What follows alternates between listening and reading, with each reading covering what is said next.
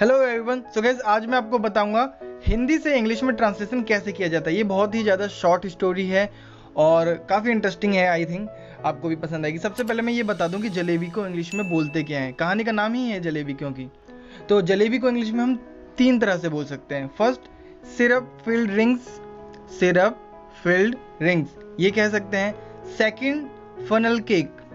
Funnel cake, जी हाँ, funnel cake भी कहा जा सकता है। And the last one, rounded sweet. Rounded sweet, rounded से आपको पता ही चल गया होगा, जैसे कि जलेबी राउंड राउंड होती है उसी तरह से राउंडेड स्वीट।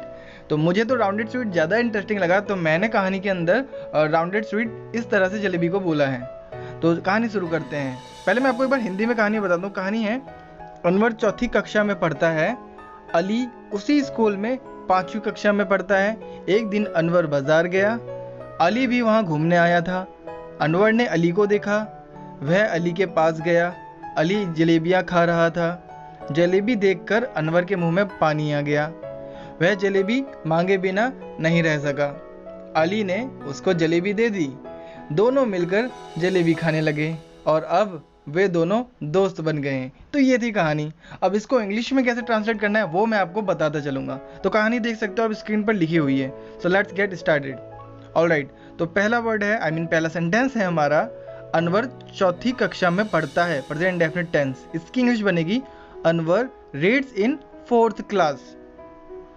अब आगे सेंटेंस है, अली उसी स्कूल में 5वीं कक्षा में पढ़ता है। अब इस सेंटेंस की इंग्लिश बनेगी Ali reads in 5th class in the same school.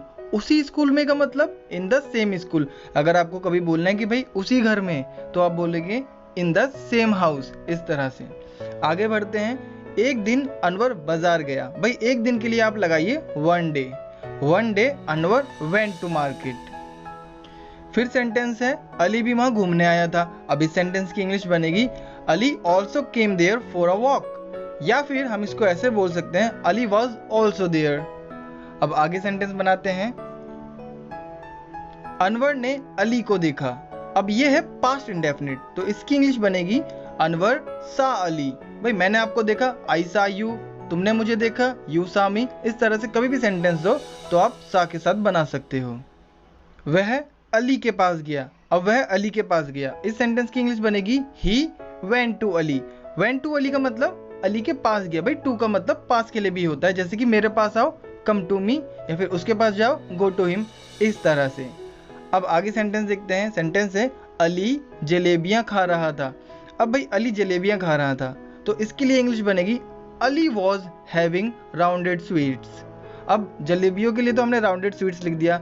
यह है पास्ट कॉन्टिन्यूअस टेंस। यहाँ खाने के लिए हमने हैविंग का यूज किया है, क्योंकि हैव का मतलब खाना भी होता है। जैसे कि मैं खाना खा रहा हूँ, आई एम हैविंग माई मील, इस तरह से कह सकते हैं। अब आगे का सेंटेंस देखते हैं। जलेबी देखकर अनवर के मुंह में पानी आ गया। जलेबी देखकर अनवर के मुंह में पानी आ गया। अब इस सेंटेंस की इंग्लिश क्या बनेगी? इस सेंटेंस की इंग्लिश बनेगी Anwar got water in his mouth after seeing the rounded sweets. जी हाँ भाई, गॉट वाटर मतलब मुंह में पानी आ गया, तो इसके लिए हमने गॉट वाटर का यूज किया। अब आगे का सेंटेंस है, वह जलेबी मांगे बिना नहीं रह सका। भाई सका पाया ये कुड होता है, तो इस सेंटेंस की इंग्लिश बनेगी he could not leave without asking for rounded sweets। भाई could not का मतलब could not leave, ये इसका मतलब हुआ नहीं रह सका। किसके बिना? जलेबी मांगे बिना। तो आप बना दो without asking for rounded sweets। without asking for rounded sweets मतलब जलेबी मांगे बिना। अब आगे का सेंटेंस देखते हैं, अली ने उसको जलेबी दे दी। अब इस सेंटेंस की इंग्लिश बनेगी Ali gave him some rounded sweets। भाई सम का यूज लगाना इंग्लिश में बेटर लग रहा है, इसलिए यहाँ सम का यूज कर लिया गया है, जबकि हिंदी में सम का कोई इस्तेमाल नहीं हुआ है।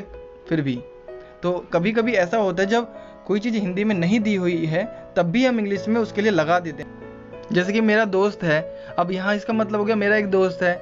मैंने एक तो नहीं बोला, हम बनाएंगे फिर भी कि I have a friend, a friend, a लगाएंगे जरूर, क्योंकि यहाँ पर हिंदी में छुपा हुआ था ये सेंस। खैर अब हम आगे बढ़ते हैं। भाई उसको जलेबी दे दी, इसके आगे सेंटेंस है, दोनों मिलकर जलेबी खाने लगे। अब दोनों मिलकर जलेबी खाने लगे, इसकी इंग्लिश बनेगी दोनों मिलकर मतलब both of them. Both of them started to eat rounded sweets together.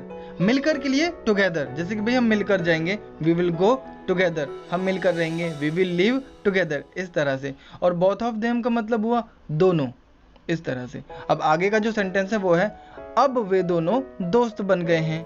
इस सेंटेंस की इंग्लिश होगी now they both have become friends. Now they both have become friends. Subject है वे दोनों, तो हमने लगा दिया दे बोथ। अब हैव बिकम मतलब बन गए हैं या बन चुके हैं, एक ही बात है। ये है प्रेजेंट परफेक्ट टेंस।